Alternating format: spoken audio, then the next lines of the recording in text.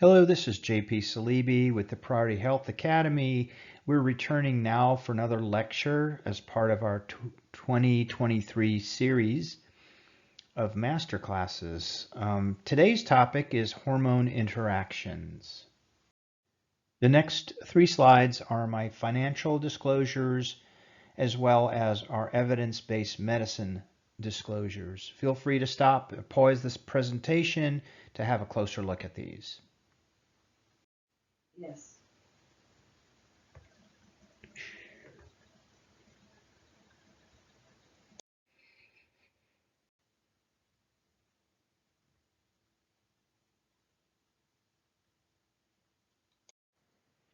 So this lecture was prompted by one of our attendees having questions about how hormones interact with each other, especially when you're prescribing HRT or hormone replacement therapy.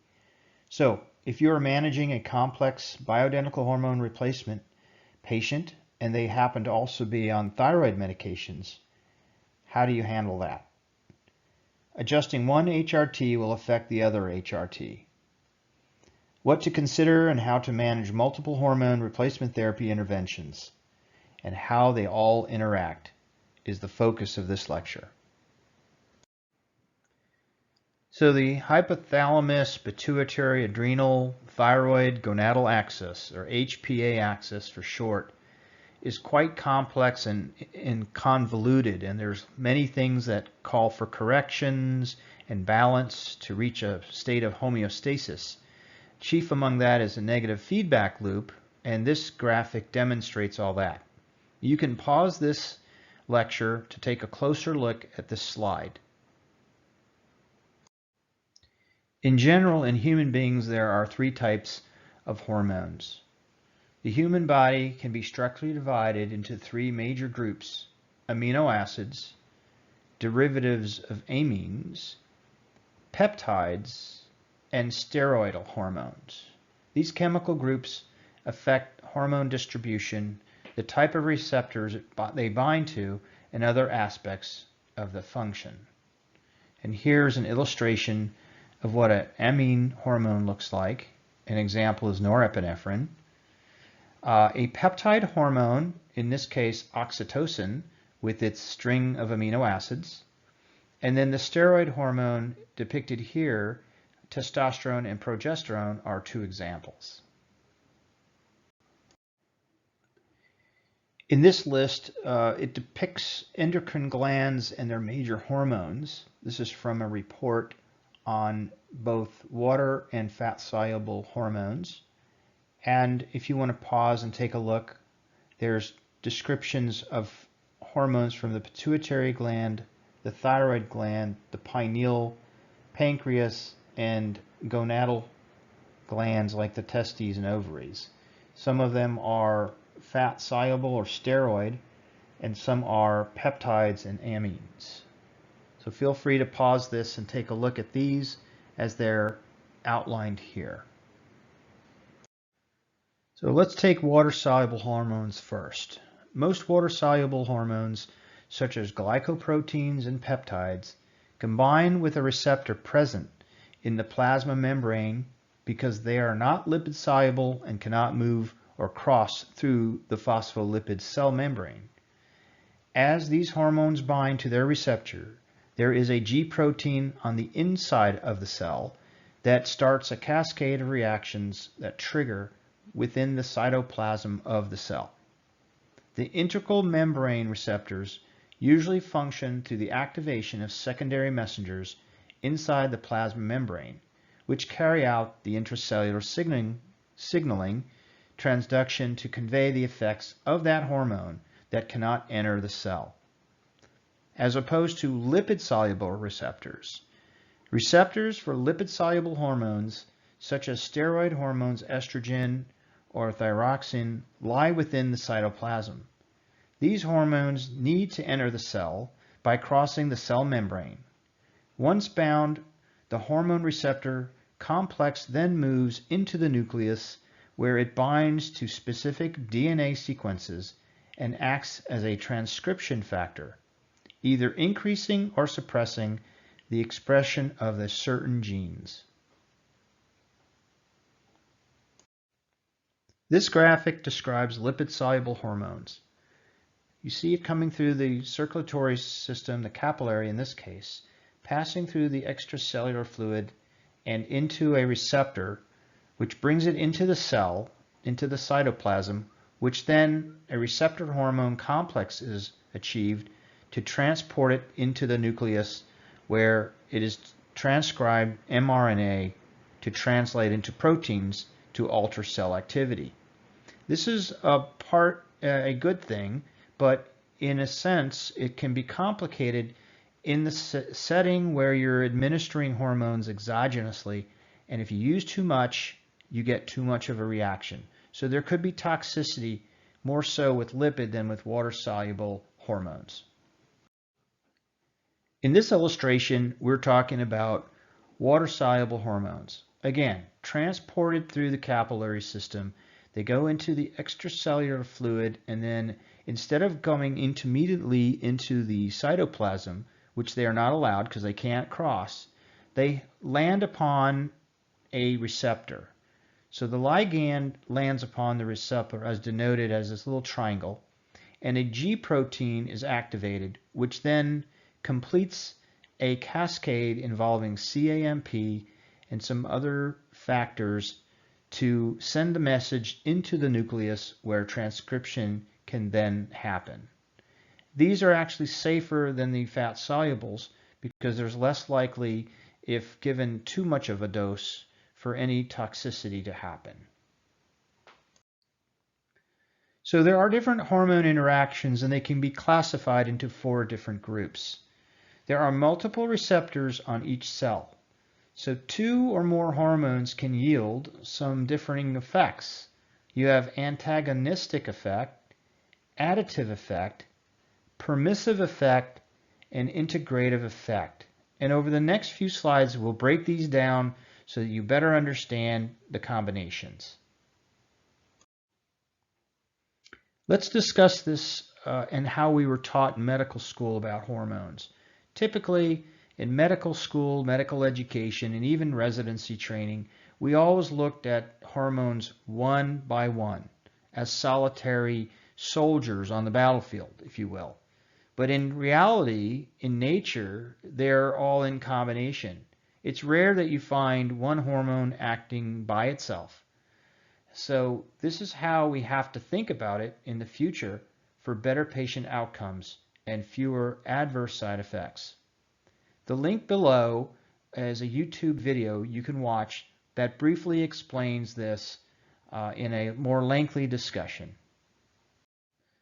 This slide illustrates the very great number of hormones that are present in human beings.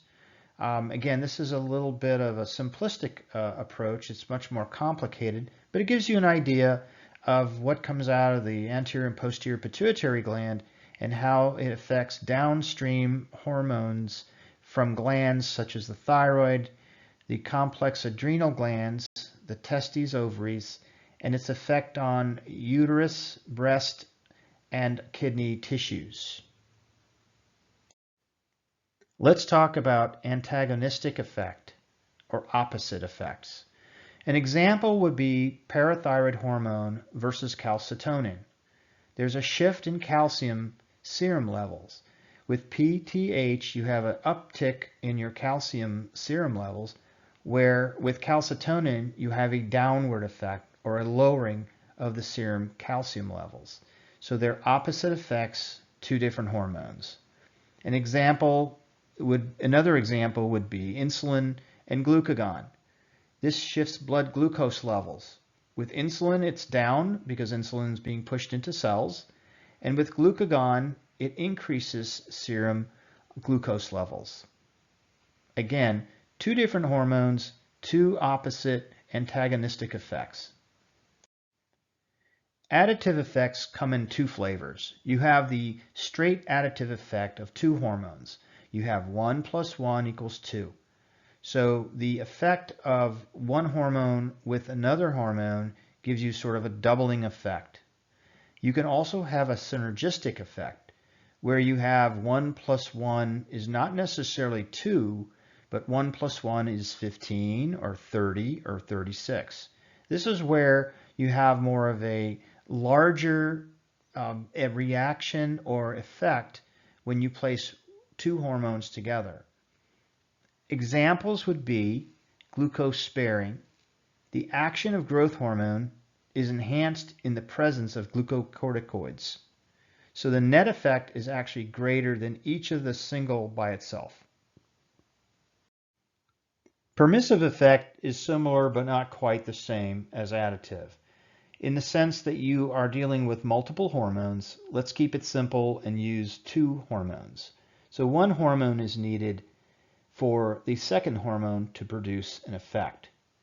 An example of this is the epinephrine, which changes the rate of cellular energy consumption only in the presence of thyroid hormones. You have the thyroid hormones removed, the epinephrine doesn't have its effect. So here you have A plus B equals effect, with A alone and B alone not having the same effect or minimal effect, and only by having them both present do you have a larger effect than each of the single ones by itself. The last class is integrative effects.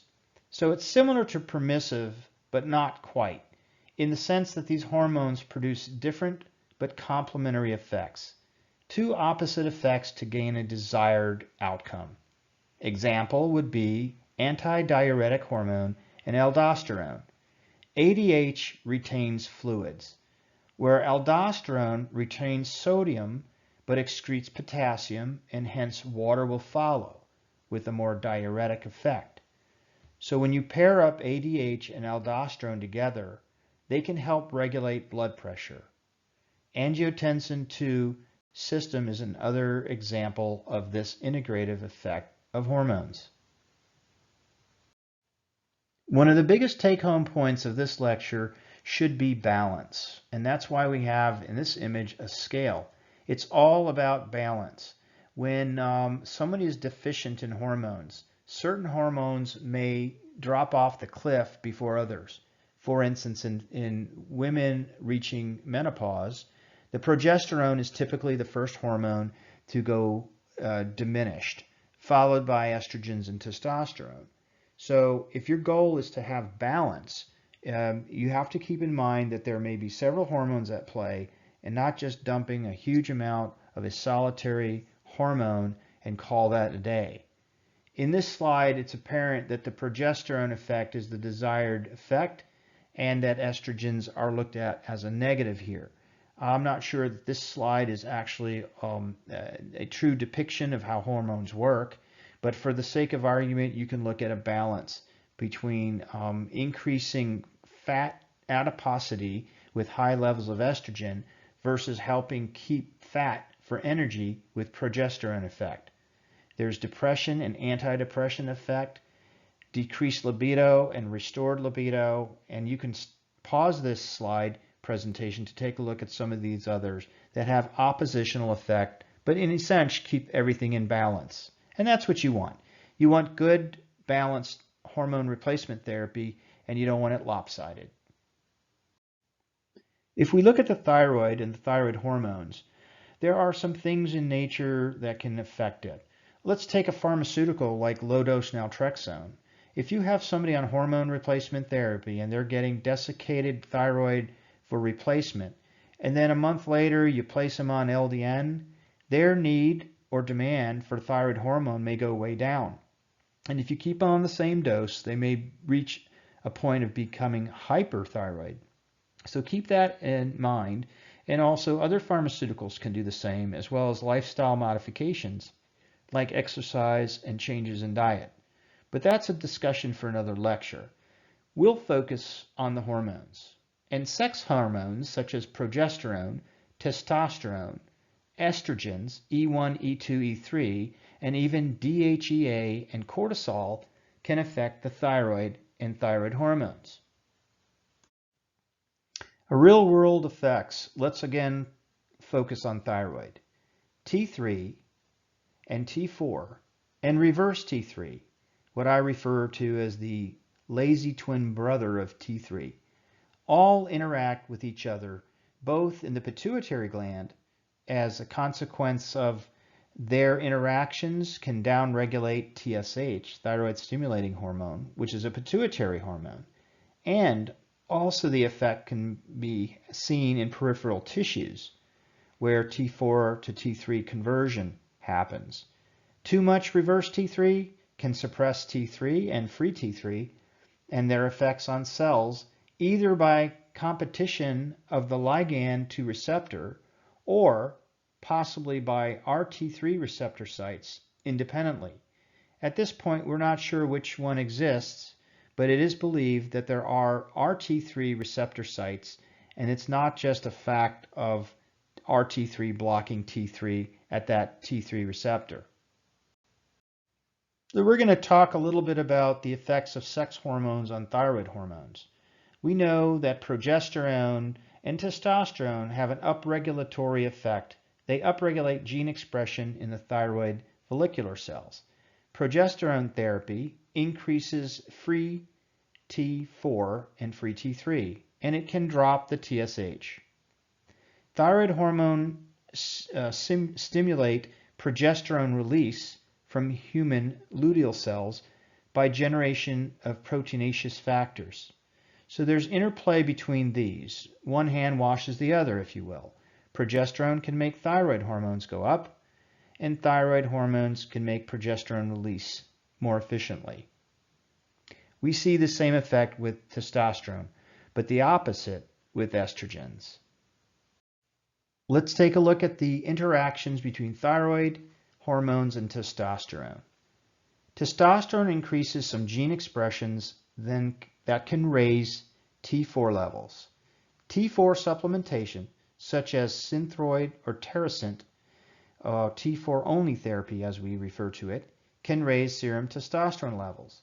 So can things like natural desiccated thyroid or T3-T4 mixes and Cytomel, which is T3 only. They all have the same effect on serum testosterone levels. Testosterone replacement therapy can then also raise T4 levels in all thyroid function tests. Reduced sex hormone binding globulin can result in higher levels of free T3. SHGB or SHBG, sex hormone binding globulin, is actually a good depiction and less expensive to run than thyroid hormone binding globulins. So if you want to save your patients some money, order the SHBG and you can get an idea of what's going on with thyroid binding.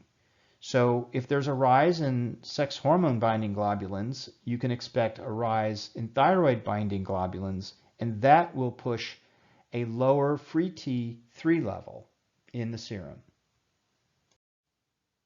It appears that the opposite occurs with estrogen, and this is what we call the estrogen effect. Estrogens lower thyroid hormones in the environment by typically increasing thyroid binding globulins. Adding estrogens in women, female humans, that would be estrone, estradiol, and estriol, either all together or in part or in certain combinations, to a post or perimenopausal woman can increase demand for the thyroid hormone. So it can make her transiently hypothyroid, or if she's on thyroid replacement therapy, make the demand for increasing the dose. Again, you can use serum levels, you can use saliva or blood spot technology, or better yet, you can use basal body temperature measurements following the Broda-Barnes or Wilson's protocol. Again, that's a lecture for another time. And if you go back, we do have a lecture in our library, a very complete, long, 1.5 hour long lecture on proper thyroid testing and proper thyroid management. Oral estrogen hormone replacement therapy will cause a rise in TBG and thus lower levels of both free T3 and free T4. Transdermal estrogen replacement therapy does not affect the TBG levels, as it doesn't go through the first pass effect, and it doesn't affect thyroid function as much. But when you use oral estrogens, which we actually discourage, you get this effect that can get you in trouble with your thyroid gland. Let's talk about DHEA, cortisol, pregnenolone, and some of these other hormones. A little bit about DHEA. When it's created from cholesterol, it's converted to pregnenolone. It can be it can choose from there two different pathways. One option is to convert to progesterone, and ultimately it will end up as cortisol downstream. Or pregnenolone can be converted directly to DHEA, which can also be converted to other hormones, which include testosterone and estradiol. There's a pretty classic illustration in this slide deck that shows the pathways and metabolites of estrogen and some of these sex hormones. DHEA supplementation can affect thyroid function tests and thyroid function. So keep that in mind. DHEA currently is available over the counter, and it can be a dangerous hormone if people don't understand how to use it and dose it. Most people tend to take too much. Starting doses for women are generally 5 to 10 milligrams, 25 to 50 in men. But I have seen female patients who come in from other practices or do-it-yourselfers that have themselves on 100 milligrams a day, which is too much. Too much DHEA convert in men to too much estrogen, and they have an effect in women to kind of shift towards more testosterone. So DHEA can actually be used to raise testosterone in women if done properly. DHEA suppresses elevated cortisol levels. So there's a balance or hemostasis when you have an elevated cortisol level, and that can suppress thyroid functions, and you can use DHEA as a rescue. Appropriate DHEA supplementation and increased thyroid function. You got to watch and balance these appropriately. Let's take a look at cortisol. So cortisol is a suppressatory hormone. It sort of keeps our immune system in check. So you have a hyperimmune reaction, a cytokine storm and inflammation, driving some kind of reaction towards getting rid of a microbe or something that's attacking our system.